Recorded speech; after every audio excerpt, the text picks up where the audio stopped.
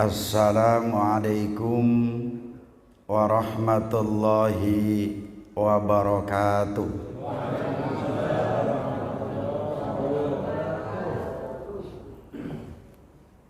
Alhamdulillah alladzi 'allamal Qur'an khalaqal insan wa 'allamahul bayan.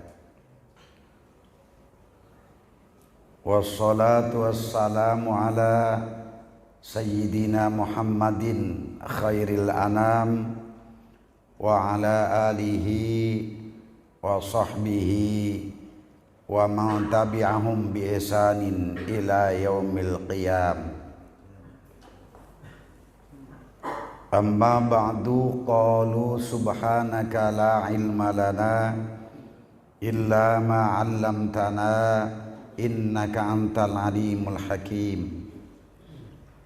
Allahumma ya man biyadihi maqalidul khairi kulluha wa ilaihi yurja'ul amru kulluhu ya fattahu ya fattah ya alimu ya alim iftah lana fathan qaribah. Qala Allah Ta'ala fi kitabihil karim, a'udzu billahi minasy syaithanir rajim.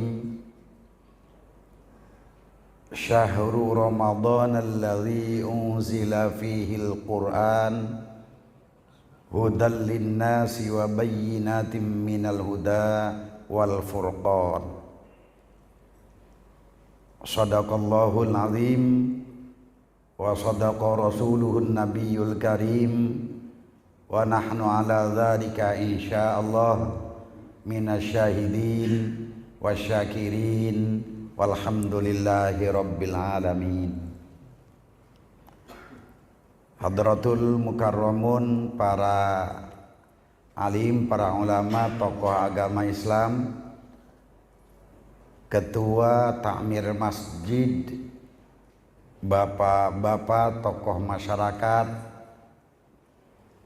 penyimbang adat, Pak RT, bapak kepala lingkungan, hadirin kaum muslimin dan muslimat, ibu-ibu yang saya cintai dan yang saya banggakan. Bersyukur kepada Allah karena pada saat ini kita dapat iktikaf bersama di rumah Allah yang mulia ini. Insyaallah kita semua dalam keadaan sehat walafiat. Salawat dan salam mari kita sanjung agungkan keharibaan junjungan kita Nabi besar Muhammad sallallahu alaihi wasallam, kepada keluarganya, para sahabatnya, dan kepada kita semua yang mengikuti serta menegakkan sunnahnya. Bapak dan Ibu yang saya muliakan, sebelum saya memberikan mau'izatul hasanah atau tausiah, saya mengajak saat ini yuk kita niatkan i'tikaf. Nawaitu an a'takifa fi hadzal masjid taqarruban ilallahi ta'ala. Mari bareng, nawaitu an a'takifa fi hadzal masjid taqarruban ilallahi ta'ala. Insyaallah selama kita di dalam masjid, kita masih dihukumi oleh Allah sedang orang yang sedang iktikaf. Ketika kita keluar, ada satu kebutuhan, begitu keluar ke masjid, keluar area masjid, itu berarti sudah bubar, sudah batal iktikaf kita. Kemudian kita masuk masjid lagi, kita niatkan seperti tadi lagi. Maka selama ada di masjid kita, tidak saja kita mendapatkan ganjaran karena ada di masjid, tapi kita juga mendapatkan ganjaran karena kita i'tikaf. Ya, jadi double. Terlebih-lebih ini iktikafnya di dalam bulan suci Ramadan. Bapak dan Ibu yang saya muliakan, saya mohon maaf duduk karena hari ini aktivitas ini ketiga loh Pak. Habis sholat Jumat keluar ada acara, kemudian beres jam 4 kurang seperempat langsung ke Mahan Agung ada acara. Buka, sholat, makan, beres makan udah di WA sama Kang Samsuri sarjana hukum, kelewatan nama sebelah Kang ini. Lagi mangan wis di WA. Jadi udah di WA sama beliau. Kang siap hadir, siap insyaallah. Oleh karena itu saya mohon maaf ini saya duduk. Saya juga maaf Ya, saya mohon maaf ini. Kita rileks aja Pak ya.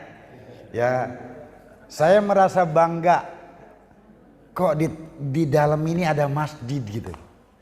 Padahal ya memang jarang saya lewat sini, beberapa kali saya nggak larak kiri kanan, luar biasa ada masjid luar biasa. Umat Islam yang ada di sini. Saya tahunya kalau di sana itu ada pelang, bukan, ada telang biara. Iya, iya kan? Dari sana kan ada pelang ya kan? Ya, subhanallah. Nah, ada masjid yang luar biasa di sini. Alhamdulillahirabbil alamin. Bapak dan saudara, kita santai aja. Ya, biasanya kalau santai insya Allah masuk gitu. Bapak dan saudara yang saya muliakan, bulan Ramadan ini disebut Syahrul Quran. Disebut dengan bulan Al-Quran. Karena apa? Tadi qori kita membaca di dalam bulan Ramadan ini diturunkannya Al-Quran. Nah, barangkali ini yang akan saya sampaikan, hal-hal yang berkaitan dengan proses turunnya Al-Quran. Bapak dan Ibu yang saya muliakan, turunnya Al-Quran itu 2 tahap, 2 fase. Fase yang pertama itu Allah turunkan dari Lauhil Mahfuz ke Baitul Izzah. Baitul Izzah itu ada di mana? Ada di langit. Dalam satu riwayat ada yang mengatakan langit ke-7, ada dalam satu riwayat ada yang mengatakan langit ke-3. Namanya Baitul Izzah. Nah, Allah ciptakan ada bait itu 3 Bapak. Kalau di alam dunia, di bumi khususnya, itu Allah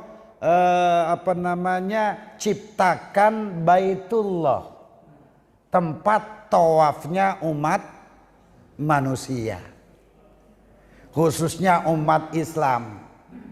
Ya, kita doakan mudah-mudahan haji tahun ini terlaksana dengan baik.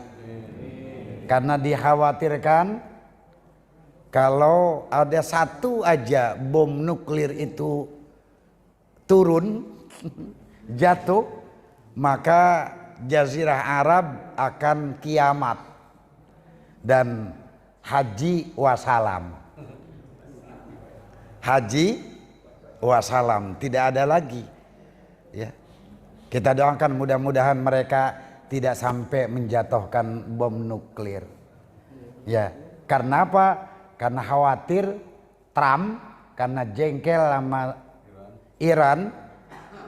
Iran buat pernyataan bahwa peluru kendali bom yang kami keluarkan itu baru bom-bom yang expired.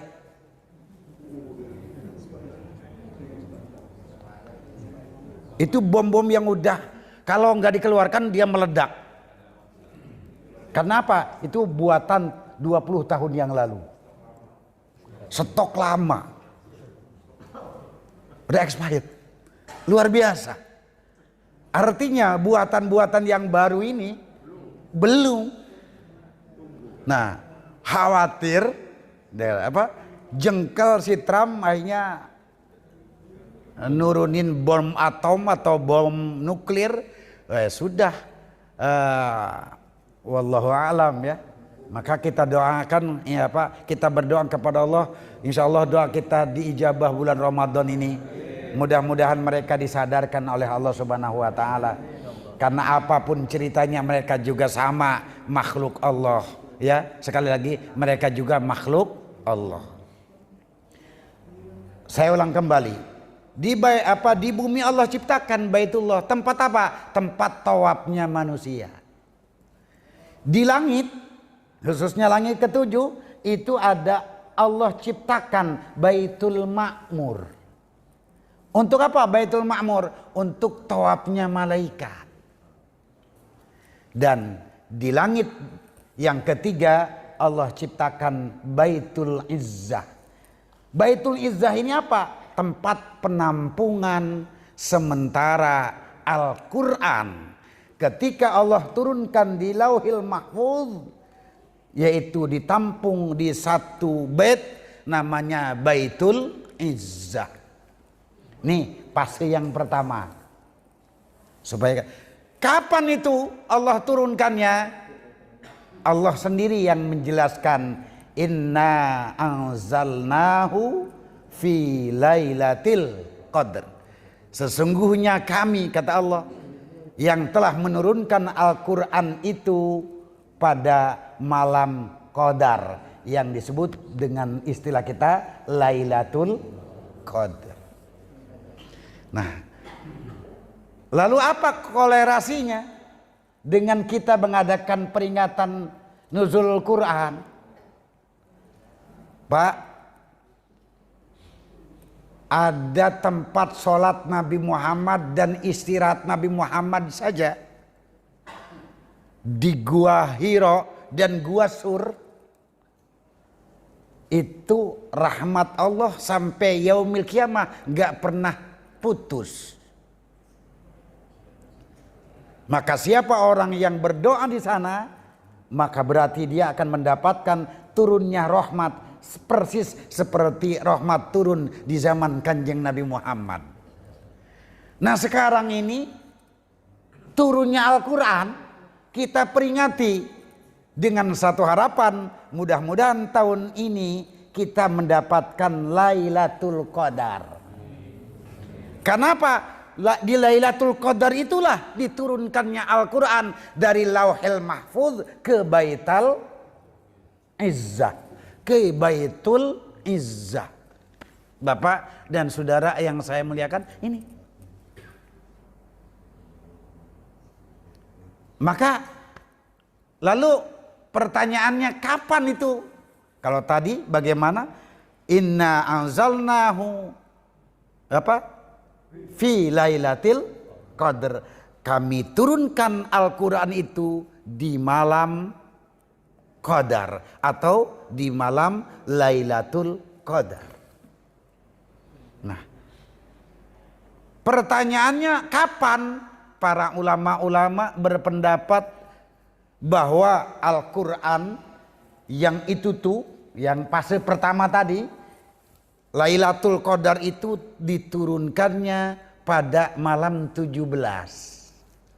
Maka rata-rata ulama-ulama kita di Indonesia, khususnya umat Islam, mulai dari tingkat RT seperti kita sampai tingkat istana, kita mengadakan peringatan nuzulul Quran dengan satu harapan, mudah-mudahan pada malam ini kita dapat Lailatul Qadar.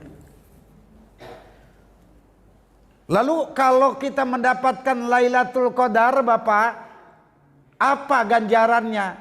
Masya Allah. Wa ma adraka ma Lailatul Qadar. Tahukah kamu apa itu malam Lailatul Qadar?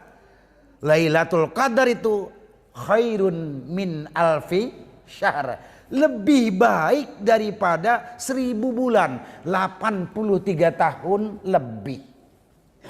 Kalau kita ibadah, sejak kita mulai lahir udah ibadah kita. Sampai kita meninggal dunia 83 tahun.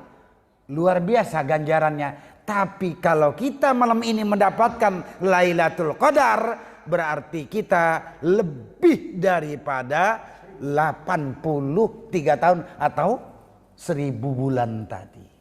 Kita berdoa kepada Allah, mudah-mudahan malam ini turun. Ya, bertepatan dengan malam ini. Ya, Lailatul Qadar. Kenapa? Terus-terusan. Ada ulama yang berpendapat bahwa sebagian ulama mengatakan tanggal 19.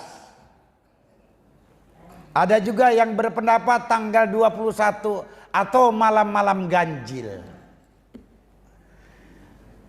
Tapi kalau guru saya di Banten, kata beliau kalau kamu ingin menemukan turunnya Lailatul Qadar, kamu iktikaf, sholat saja atau ibadah saja kamu selama di bulan Ramadan, khususnya di malam hari, sejak mulai tanggal 1 sampai tanggal akhir, pasti kamu akan mendapatkan Lailatul Qadar. Subhanallah. Ini Bapak dan Saudara yang saya muliakan, yang dimaksud dengan fase pertama turunnya Al-Quran. Kemudian sesudah sampai di Baitul Izzah, malaikat Jibril dengan perintah Allah menurunkan ayat Al-Quran tadi, yaitu shibron bi shibrin, zira'an bi zira'in, kotrotan bi kotrotin, yaitu satu ayat, satu surat sesuai dengan situasi dan kondisi yang dihadapi Kanjeng Nabi Muhammad sallallahu alaihi. Ibu bapak yang saya muliakan, ayat yang pertama yang diturunkan oleh Allah kepada Nabi Muhammad ketika Nabi Muhammad sedang tafakur. Nah, maka bapak-bapak, kalau malam umpamanya bapak udah sholat, udah sahur, datanglah ke masjid ini, bapak tafakur. Apa yang bapak tafakurin? Apa yang bapak tafakurin? Pertama, dosa. Sejak kita mulai balik sampai hari ini, berapa kali sholat kita tinggalkan? Langsung jawab ibu-ibu, banyak katanya. Yang tahu kita adalah kita sendiri kan? Saya ulang kembali, yang tahu kita adalah kita sendiri. Bapak-bapak nyebut saya dengan sebutan Ustadz, ada yang nyebut Kiai, boleh orang lain nyebut saya Ustadz, Kiai, apalah, silahkan aja. Kalau di Sunda mah Banten, apa namanya? Ajengan. Kalau di Sunda, Bandung itu ajengan dan lain sebagainya. Jatuh ya.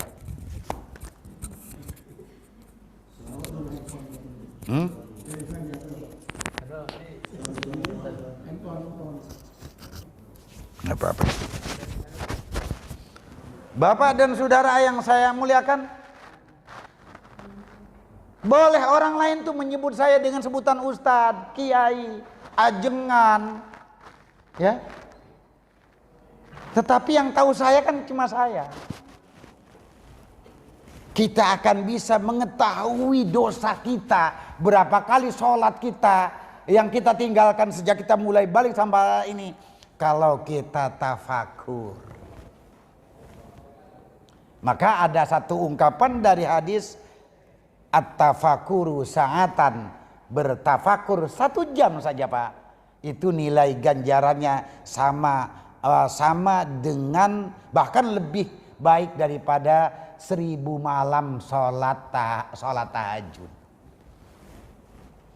Lebih baik daripada 1000 malam sholat 1000 malam bertafakur. Kenapa? Ini penting.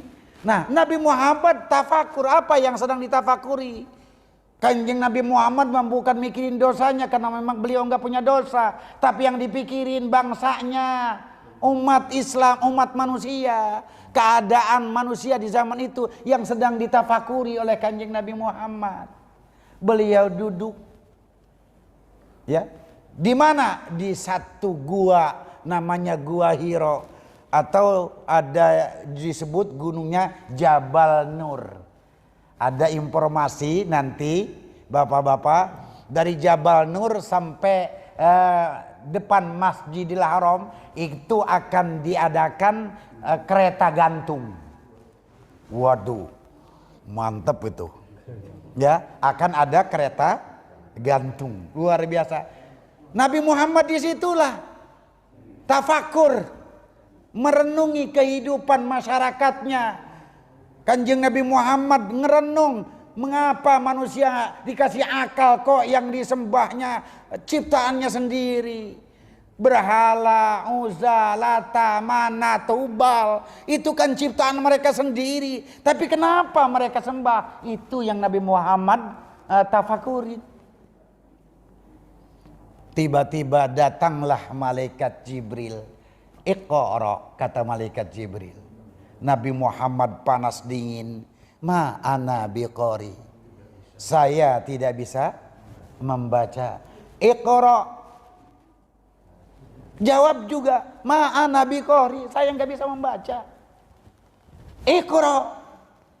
Ma ana biqari. Akhirnya oleh malaikat Jibril dirangkul tuh Nabi Muhammad dengan dibisikkan, Iqra bismi rabbikal ladzi khalaq. Khalaqal insana min 'alaq. Iqra wa rabbukal akram alladzi 'allama bil qalam 'allamal insana ma lam ya'lam. Inilah ayat yang pertama, wahyu pertama maksudnya yang diturunkan kepada baginda Rasul sallallahu alaihi wasallam. Bapak, berapa kilo kira-kira dari Jabal Nur ke Baitullah?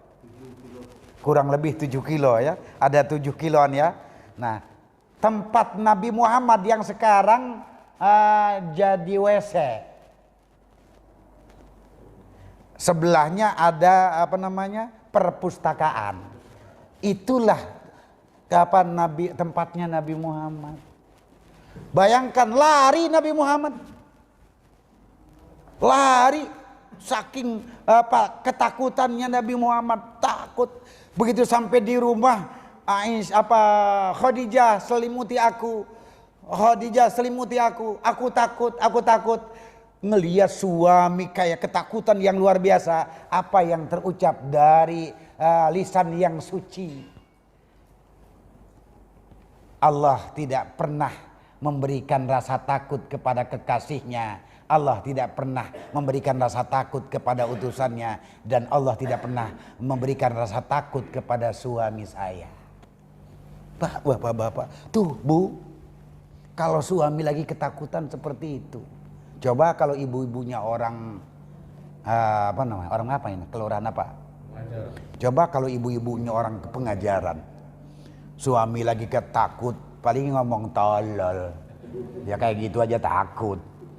Nih, istri yang soleha, tidak ada Allah memberikan ketakutan kepada utusannya, kepada kekasihnya. Allah tidak akan pernah memberikan rasa takut kepada suamiku. Luar biasa. Nih bapak-bapak. Enggak lama daripada itu ayat yang turun. Nih yang membuat Nabi Muhammad berat. Wa'anzir ashiratakal aqrabin. Muhammad, berikanlah peringatan keluarga terdekatmu. Sedangkan waktu itu Nabi Muhammad sedang dicaci maki. Waduh, sulit. Nah, akhirnya Nabi Muhammad ngomong kepada istrinya, Wahai istri Khadijah. Tuh. Jadi bapak-bapak ngomong kepada istri itu yang sopan. Nabi Muhammad tuh enggak kayak orang kita. Mentang-mentang istrinya peot disebut peot. Ya dulu apa dulu enggak peot, baru sekarang aja peot.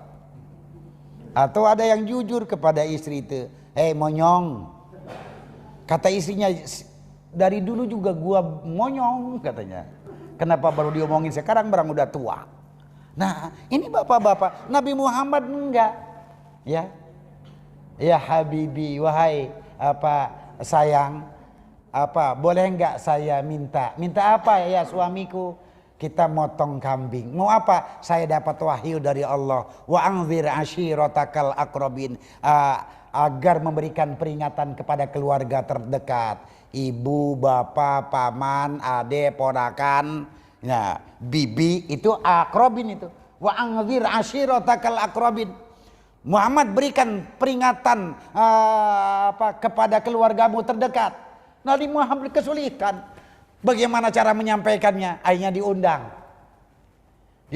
Setelah dipotongin kambing, ya, oleh Kanjeng Nabi Muhammad ngomong kepada istrinya, suami boleh enggak kita motong kambing? Kata istri, boleh enggak kita motong kambing? Boleh, katanya. Dipotong beberapa ekor oleh Kanjeng Nabi Muhammad sendiri, dipotong, dimasak sendiri. Mungkin kalau sekarang makanan Arab itu apa namanya?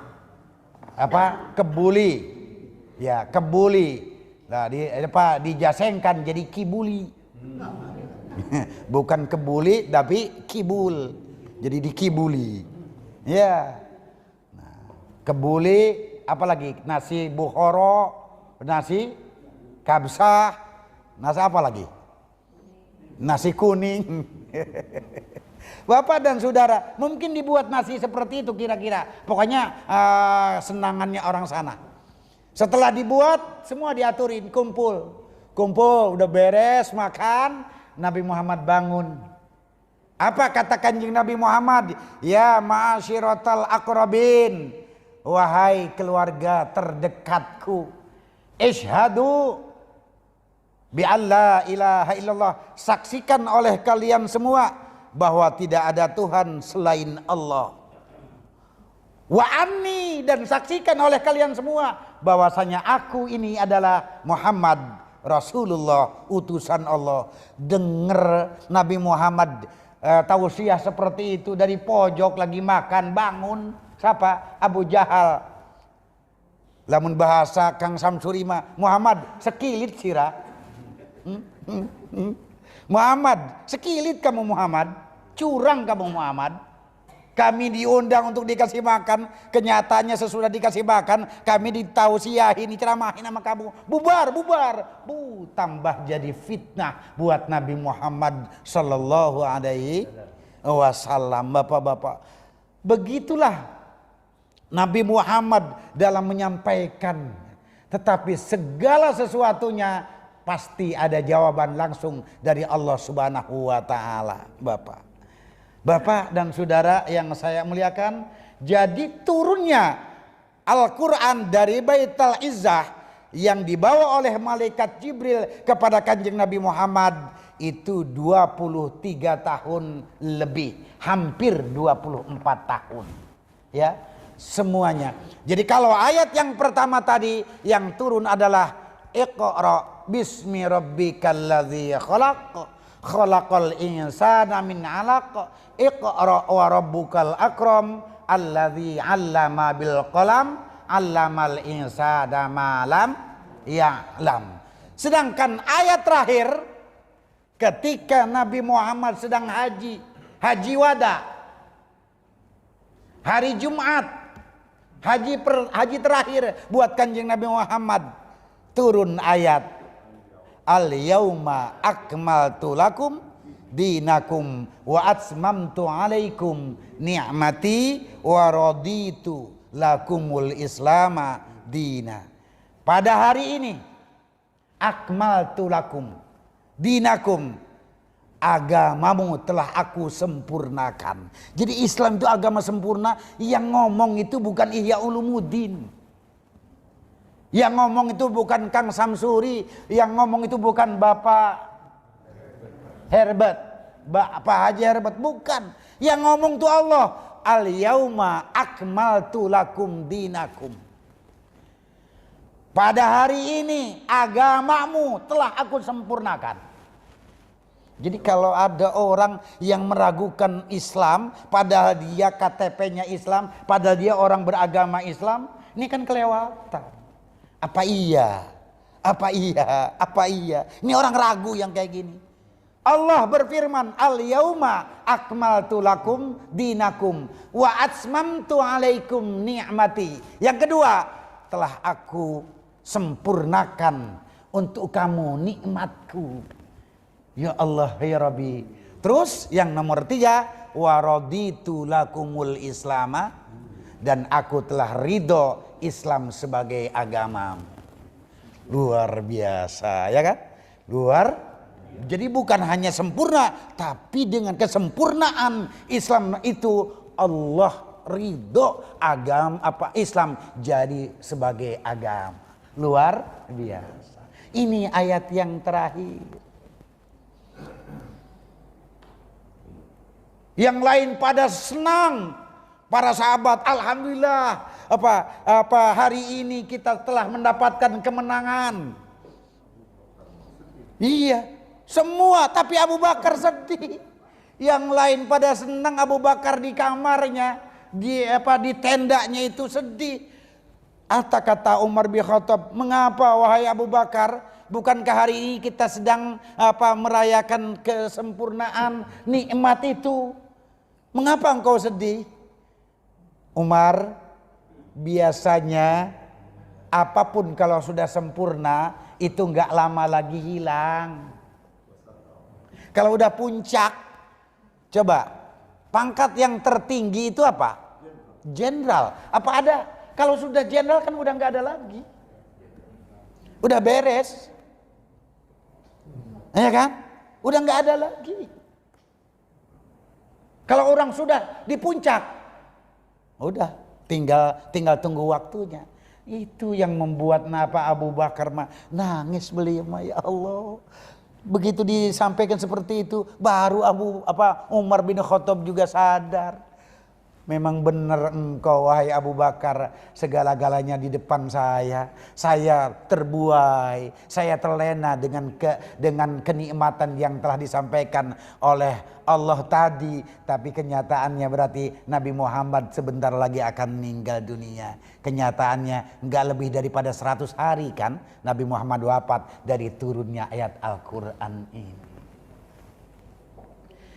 Oleh karena itu dalam pengajian singkat ini Bapak, bahwa turunnya Al-Quran itu melalui dua tahap, dua fase. Fase yang pertama, dari Lauhil Mahfud Allah turunkan ke Baitul Izzah. Bagaimana? Itu jumlatan wahidatan sekaligus. 6.666 ayat.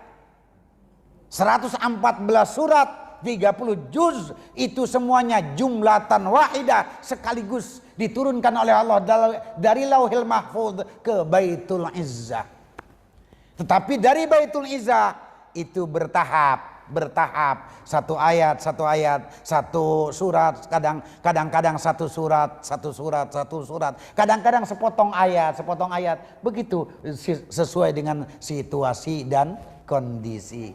Ayat yang pertama awal surat Al-Alaq ayat 1 sampai ayat 5, dan yang terakhir ada di surat Al-Maidah, yaitu al-yauma akmaltu lakum dinakum wa asmamtu alaikum ni'mati wa raditu lakumul islam madina. Yang terakhir yang ingin saya sampaikan, Al-Quran itu dibacanya saja sudah ibadah walaupun kita nggak ngerti maknanya.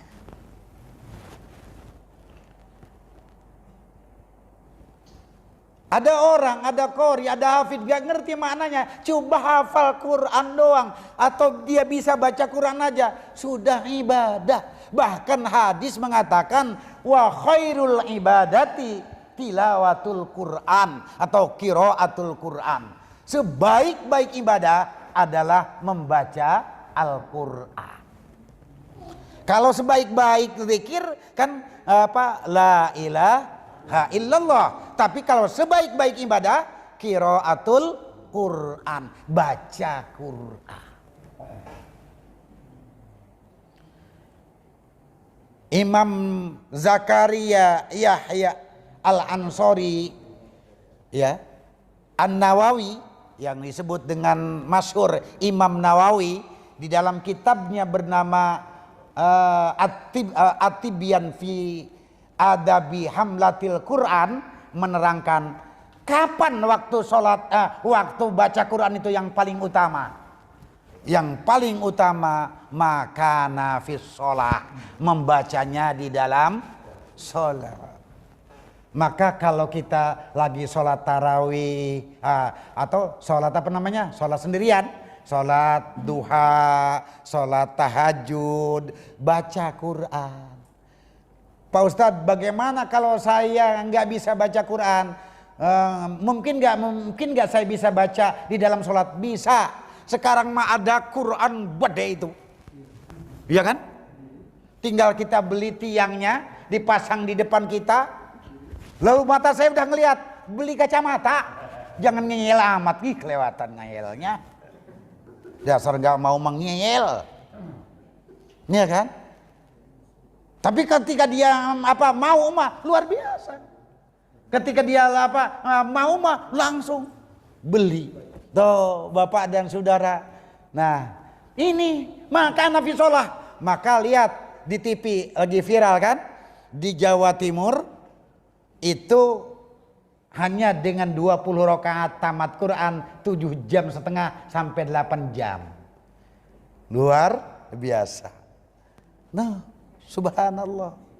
Dari 8 jam, dari jam 9, 10, 11, 12, 1, 2, 3, 4. Dari jam 8 sampai jam 4 sahur.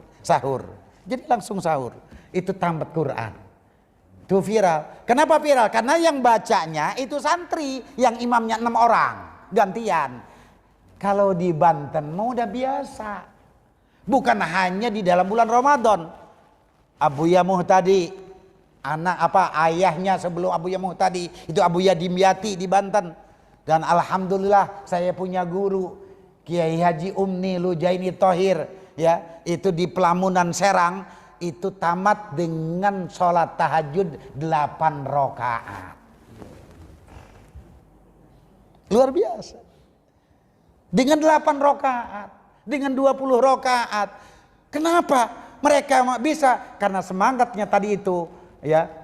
Baca Quran yang paling afdol membacanya di dalam sholat. Maka baca. Maka alhamdulillah ya, di Masjid Al-Bakri pakai Quran sholat tarawihnya. Kemudian di Masjid Al-Furqon 1 malam 1 surah 1 juz. Saya yakin kalau di Masjid Nurul Iman hilang itu jamaahnya. Lah ya gitu ya. Lah hilang itu. Lah iya. Nah, kulhu palak binas. Tapi karena kemarin malam saya ngisi kuliah Ramadan di Masjid Al-Bakri, saya lihat udah masih ada 4 baris. Kalau di Masjid Al-Bakri masih ada 4 baris kan masih rame. Ya 1 barisnya aja mungkin 100 lebih itu ya. 100 lebih itu. 1 barisnya aja 100 lebih. Itu masih ada 4 baris yang bapak-bapaknya aja. Belum anak-anak tanggungnya itu banyak. Saya lihat alhamdulillah bapak-bapak. Ya, kenapa? Semangat itu dari tadi. Seabdol-abdolnya membaca Quran, maka nafi sholat, membacanya di dalam sholat. Bahkan berdoa. Tuh, yang kemungkinan dekat diijabah doa kita itu kalau kita berdoanya di dalam sholat. Cuma jangan di bahasa Indonesiakan, nanti batal. Karena di dalam sholat mah nggak boleh pakai bahasa Indonesia. Cukup aja kalau pengen punya anak yang soleh, Rabbi habli minas solihin. Gitu aja. Udah, intinya saya minta anak soleh, Allah dalam hatinya. Jangan ucapkan ya Allah saya minta anak soleh, batal sholatnya. Oh, kan begitu. Nggak boleh batal sholatnya. Jadi itu Bapak dan Saudara yang saya muliakan. Yuk kita kita tadarus Al-Quran, khatamkan Al-Quran. Bapak-bapak sudah berapa kali khatam Al-Quran Ramadan ini? 22 juz. Ya. Nah, yang mandiri kalau di pondok saya tiap malam, tiap taraweh santri itu yang baca itu 1 juz. Kemudian ada khataman Riyadhohan setiap malam Jumat. Ya kalau santri 500 kali 1 juz berarti ya mungkin lebih daripada 10 kali khatam setiap malam Jumat. Terus kitanya wiridan, sholat terus. Kenapa? Nih saya ingin sampaikan, ini yang paling terakhir sekali. Mohon maaf buat ibu-ibu yang udah ngantuk. Yang paling terakhir sekali. Kalau kita sholat di Masjid Nabawi 1 kali, itu bandingannya sama dengan 1000 kali sholat di sini. Tapi kan ongkos ke sana berapa? 31 juta. Sholat di Masjidil Haram 1 kali sama dengan 100.000 kali di sholat di sini. Tapi ada yang lebih hebat. Bagi siapa? Ini bukan ulama, ini bukan kita, umat Islam, orang Indonesia yang khusus. 1 kali sholat bandingannya sama dengan 1 juta kali di sholat di masjid ini. Di mana mereka? Sholat fi ardir ribat. Mereka para tentara polisi yang menunggu perbatasan negara. Yang sholat di tanah perbatasan negara untuk mengamankan negara, itu ganjarannya sama dengan 1 kali sholat di sana sama dengan 1 juta kali di sholat di sini. Tapi kata keterangan, kata hadisnya ada yang lebih utama daripada 1 juta rakaat itu. Daripada 1 juta kali sholat itu. Sholat yang apa? Sholat fi jaufil lail, sholat malam, sholat taraweh, yang di situ dibacakan Quran minimal 1 juz, maka sholat itu lebih utama daripada 1 juta kali tadi. Ya, maka tolong di rumah sholat kita sholat tahajud, ya berapapun baca sekuat kemampuan kita. Bagi bapak-bapak yang udah agak pegel duduk, tinggal duduk baca Quran, sholat. Waktu sujud, waktu berdiri ya duduk, langsung baca Quran sekuatnya di situ. Itu ganjarannya bapak-bapak lebih utama daripada sholat di ardir ribat, di tanah perbatasan negara. Ya, mudah-mudahan kita ditakdirkan oleh Allah Subhanahu wa taala bisa menyempurnakan Ramadan ini dengan baik, yang sampai akhirnya kita ketemu dengan minal aidin wal faizin wal makbulin, dan kita semua dalam keadaan bersih daripada dosa, persis seperti bayi yang baru dilahirkan oleh ibunya.